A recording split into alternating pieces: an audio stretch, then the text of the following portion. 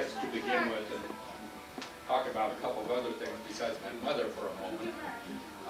One thing is, I believe Raymond Mercer is a cousin of just about everybody in here. And right today, he is in Columbus, Ohio. He's visiting his daughter, who is a nurse, a very special kind of a nurse, I guess it is, with Children's Hospital. And so he and his other daughter, Nancy Powers, and her husband, are there along with some of Mary Lynn's children. So they observed Thanksgiving there, and knew they were coming, went over. Linda and I went over and saw them yesterday. So, and of course, I don't know whether everybody, he called me last summer telling me that the niece, his wife, died. And I guess was thinking that I was the oldest one left around here, and I ought to know enough to call everybody else, but I didn't. And so I find people today that didn't know that she was gone. So she died of cancer, what was it, I think, early July, I believe. And then another sad thing that I only was aware of today, and that is I wish Meredith Crogness would tell us more. I don't know, maybe she's already told everyone here. Well, perhaps you did not know that my mother, Edith Mercer, died this Monday at 97, just the same as her great pal, Ernest Mercer. And I think it's kind of a wonderful gathering that we're having today at Ida and Ed's to celebrate lives like these women led. Oh, I should tell you also that the memorial service is December 15th, which is on a Sunday, at 2 o'clock, following with a tea party. And the name of the church? First Presbyterian Church of Salem.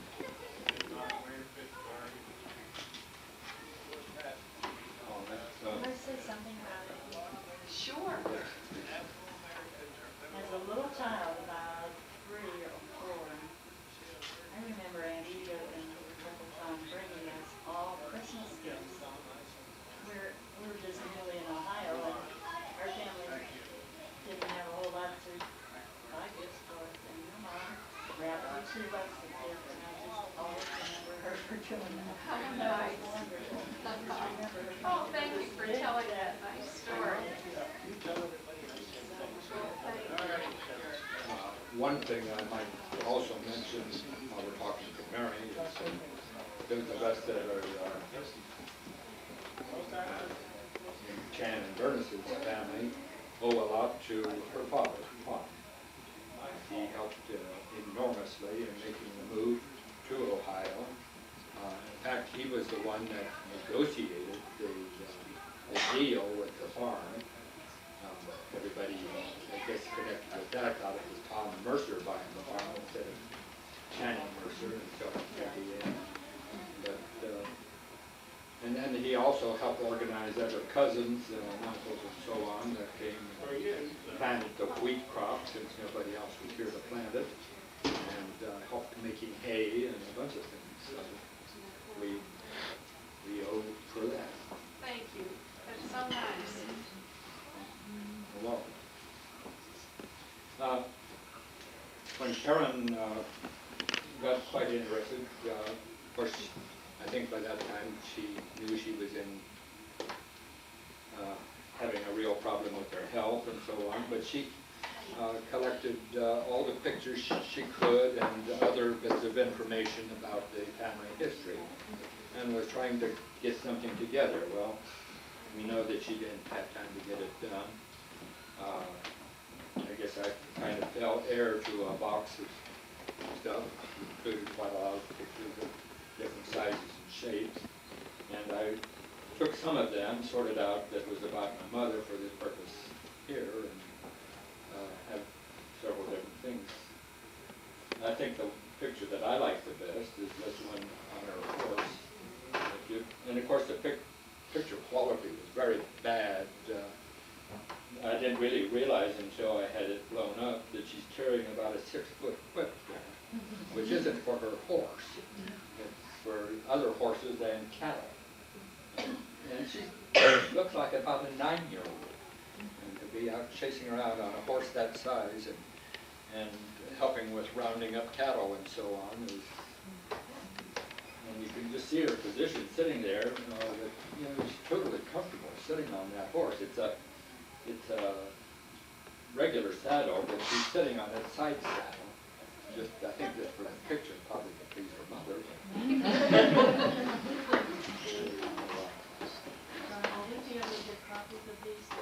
Well, I'll have copies of it. And I guess part of what I was going to say, if anybody happens to have little troves of stuff from Granddad, or that is JHO is who I call Granddad, or anywhere else, good old pictures, well, get them out and take them a look. If it's something that we can collectively use to make a family history more interesting, why I'd like to know about it and have access to it. So,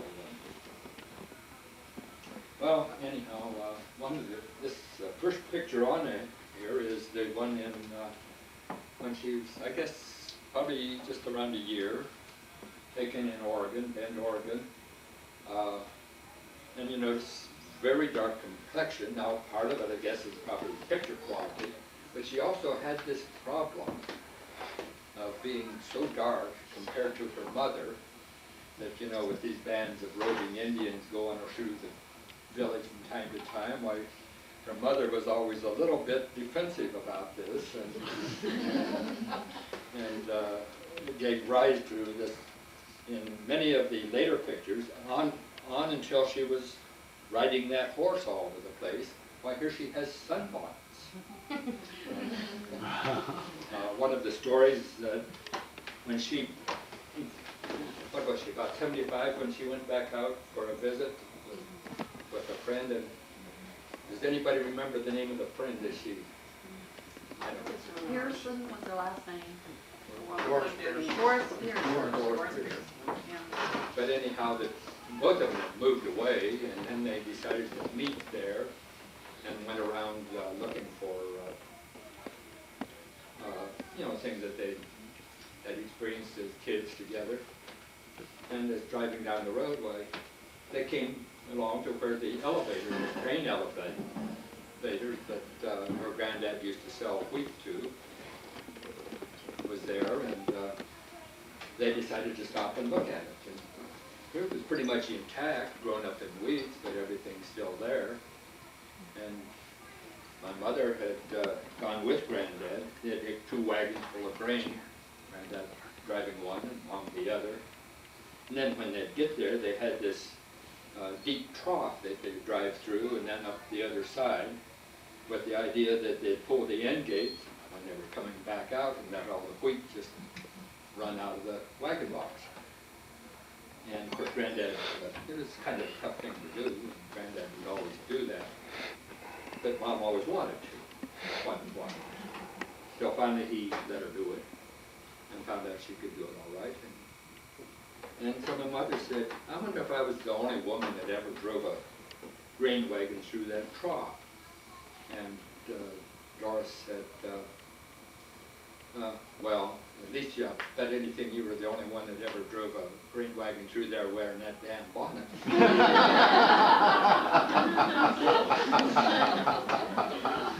Anyhow, I'm sure there's somebody else that has other good stories. And I might add that Mom had a mother who really could cook. Mother did not really want to learn that. She liked doing the horse better. Then she married our dad and was taken out to the farm, and he took her to the smokehouse and said, there's the meat. She said, I had no idea how to get that ham from where it was hanging onto the table.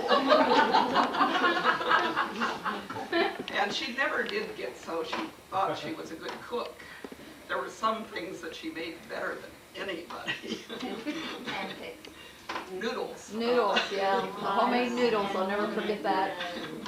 And vegetable soup.3 good with dressing too. Would make- Her steak was great too. Yeah. She had beat the tarnation out of it. Lori has a cute story about her cooking. Oh, Yeah, Mom all did, that. if she could teach her daughters to cook, she did. Yeah. Most of her kids suffered pretty bad because Right. we were all fairly skinny. Of course, that was Dad's fault because he had been told when he was a very thin boy that he probably wouldn't live to grow up. And Dad always thought that anybody that wasn't a little bit on the heavy side was, had a big problem that he was worried about. I have a comment about the dark tan that she would get towards the end of the summer, if she'd been out in the sun at all. The year that she had the first one of us that turned out to be a brunette to match her, Phyllis was born back in December, and what you do with a child that's about old enough to creep around when you're out doing your gardening is put your blanket out there, bring a toy or two, and put the child there and say, that's where you stay until I get done with hoeing this crop. And so both of them got very brunette-colored individuals by the time it was time for the county fair. So in the county that we were in out there, Buffalo County, Nebraska, why there were enough Indian descendants there so that they would group together, and Mother happened to be amongst them with this little funny-looking daughter on her arm, and nobody thought she was anybody that didn't belong to their group when she was in amongst the Indians. I only have one complaint. We're talking about Mom teaching all her daughters how to cook, and as I say, I only have one complaint about that. I was raised through the Depression and taught not to waste, and Phyllis was used to cooking for 10 or 13.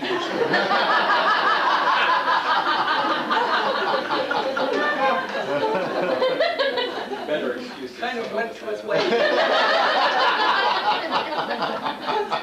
Weak, but. Let's hear Valerie's story. I want to hear Valerie's story. No, I just was telling Mom last week about when I used to go over and visit with Grandpa and sit on his lap in the living room, and usually as soon as I caught on his lap, he'd fall asleep, and Grandma always had some interesting shows on that nowadays I appreciate and really like. I'm very much a news program person, and at the time I didn't appreciate them, but I would go in and get the cookies. She baked a lot for not, having the love of cookies. She baked a lot for Grandpa, and I remember eating some cookies that were all burnt on the bottom, and asking, because she burnt chocolate chip cookies a lot. And I asked Grandpa, how can you eat these? And he said, you just get used to them. And he liked them, and I said, I like them too. And then that Well, we came for a visit one time and walked in the house, everybody gathered in the dining room, greeting everybody, and I walked out to the kitchen to get a glass of water. And there on the table were fresh baked sugar cookies and this big pan of icing. So I took one of the sugar cookies and dipped it in the icing and took a big bite. It was lard. I was afraid it was horseradish.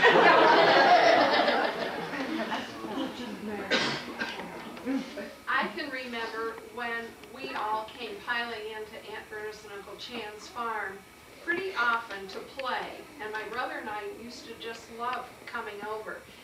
infinite things that you could see and do. It was just really fun. And one of the times that we were loading up to go home to Salem, I said to my mother, you know, Aunt Bernice and Uncle Chan's children never fight. And I was kind of revealing because my brother and I just fought like banshees. It was just terrible. But then Marion told me this wonderful story about your mother, saying that when children got out of hand a little bit and there was too much noise and too much going on, she sat down at the piano and played Rachmaninoff's Piano Concerto to get everybody's attention. Mom often, Always were. Mom often played the piano after lunch. Daddy would lean back in his comfortable chair for 20 minutes or so, and Mom would play the piano. It was something they both liked a lot. That's nice. I can remember Chan saying one time that he had, at the schoolhouse, apparently had a piano, or somebody in the neighborhood had a piano, but anyway, there was going to be a gathering there because they had this young school teacher there to play the piano, and when he got there, the place was too crowded. He couldn't get inside, but he could hear the piano being played, and he turned to a friend who was near him and said, "I'm going to marry that girl." And he did. And I think she was singing the song, and nobody knows, that wasn't part of the story that Mother would always tell, that what song was being played that impressed him so much. Does anyone know the name of the song? Does anybody know how long that courtship really was? Not very long. I heard from one of the neighbors that years after she'd been part of, I think, some kind of a 4-H group or something that way that Mom participated, that it was only very few weeks. I think her parents just about had a kitten. You know, she never related any of that to There's some things you don't tell your kids. She always said there was, Chad did my little grass growing. That's right. Another story when we were out, took her to Oregon. Before we went out there,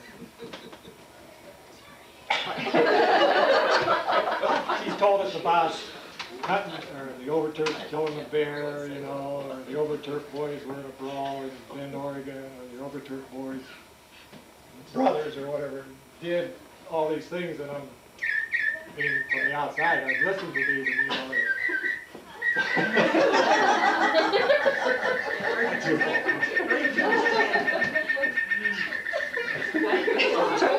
you know, I wasn't sure if all these stories were true or not, but when we went out to Bend, Oregon, then we went into the newspaper, or the library out there. Of course, Bend, Oregon only had a history that only goes back, you know, 100 years or whatever. And here in the newspaper articles, you could read the story.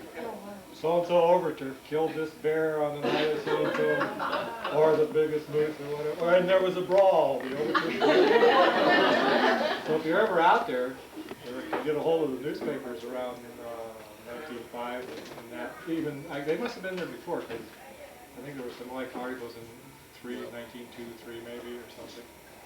Before she was born, anyhow. All these dates are kind of indefinite. I've been trying to figure out, and some of the pictures, in fact I think a couple of these, were really put on the backs of postcards and mailed back and forth. Apparently they used to do that, and they would print them themselves apparently. One of them, I ran this off for you and mailed it. And so there would be addresses and dates that would help to fix some of this mystery. Well, there's one of Granddad fishing where he's got the reflection of the trout in the water, but that's Tiffin, Ohio, 1902. So that doesn't sound like he's in Oregon. And then there's, of course, then he came back in the diary that John Lake overturned. Yeah. There was a story about John arrives, I guess, sometime in August. And, well, he's there like 4 days, and then we take him back to the train. Well, the date that they take him back to the train is 2 days before the date that Joe and Ida got married in Greeley, Colorado. And no mention in the diary about any of the sons getting married at all. Strange. I never knew quite what to make of it. Of course, then there was the Doc Van Possen that lived here in Ohio, in Licking County. He had lifelong friend of Granddad's, visited at the farm at here different times. Wasn't he a cousin? Kind of a cousin of some sort. I never figured out exactly what.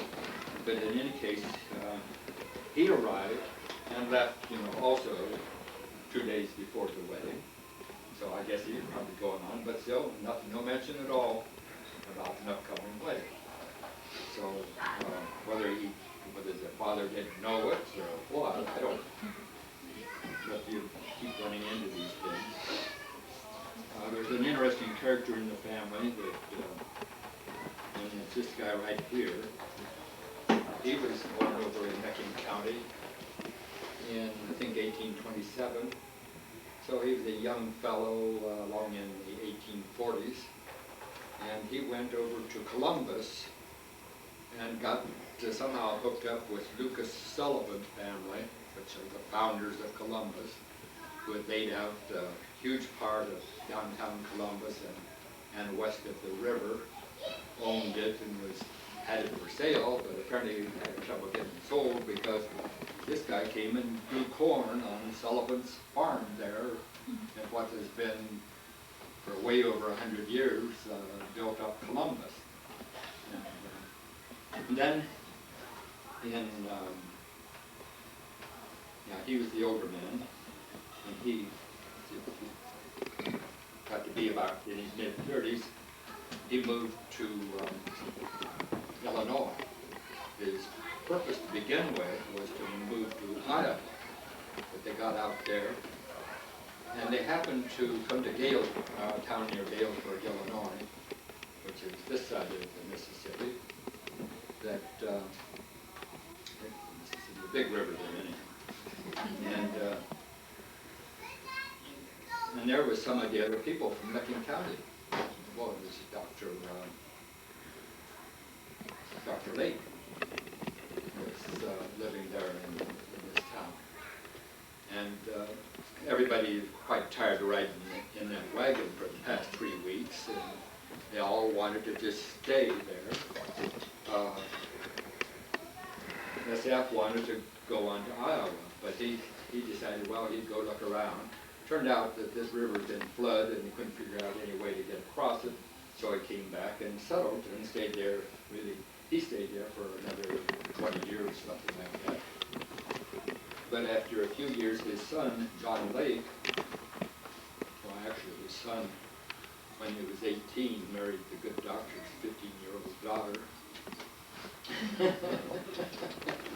and by, I think it was 1876, they had 4 children, the youngest of which was nearly 2, our grandfather, and then my grandfather. And then they packed them all up. It was at the end of October and headed for Nebraska in a wagon and with 4 children, this woman, and of course that spring she had another one. So you women that, well, any of us that are tired of our household chores, think about the things that these people went through. And there is a picture of our grandfather, maybe nearly 2, among these things. It seems to be the original teeny little picture that was taken the day before they left. And I'm wondering if perhaps they went to the photographer and photographed all the kids with the idea that there might very likely be some that never made it. And wanted to make sure to remember them all. But anyhow, then, of course, it was John Lake that went on to Nebraska and had another 8 children.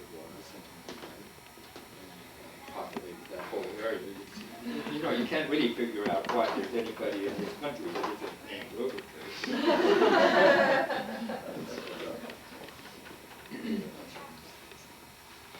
Any, ever brought up any stories for anybody that wants to add? Or? Well, I'd like to know who were the kids that Mom took down the creek and that went on down to Pennsylvania. Some of the grandkids, was it Steve? Yeah. And that when you got down there in Pennsylvania and had to call us up to come and get you. Oh, that particular time? Okay, I well, don't think that was me that time. well, you were on some There was many trips like that. many trips. We're following the trip was one of her favorite field trips. And a lot of the kids, I'm sure, got it in on that. I remember John saying he thought Michael might have pulled her out of the mud one time. Cheryl She got- told me that. Yeah, that's all coming through. And I don't even remember that at all. Maybe it was a little steep. Did you pull it out of the mud? Possibly on occasion. There may have been more than one of us. That part of the It time may they have had to happened. walk in the creek bed itself, and then there was times where it was. How else are you gonna catch the minnows if you don't walk in the Yeah. Is that part of the deal too? Well- You had to build the dam partway across and put the net in the middle and then chase it down. And Grandma I grew helped up you do that. across the street from her, and over the years, there must have been hundreds of times that we were in bogs or some type of unpleasant surroundings at one time or another, but we had a lot of tracing around. She was, Strange cemeteries. she'd wake me up a lot Rubbings, earlier than I yeah, wanted rubbings. to go out I am. and see things. And Being scared of heights, it was the strip mines that bothered me. Yeah. And Cheryl and I were talking about that. I understand that the procedure, now there weren't strip mines around when I was a kid, so I don't know what the procedure is on that, but I know that I've heard that, you kind of get down on all fours and creep up to the cuts and make sure you don't step right on over. We would lay flat on our stomachs, pretty much right next to Grandma on our stomach. Oh, really? I do remember that. We weren't just on all fours, we were on combat. On our stomachs.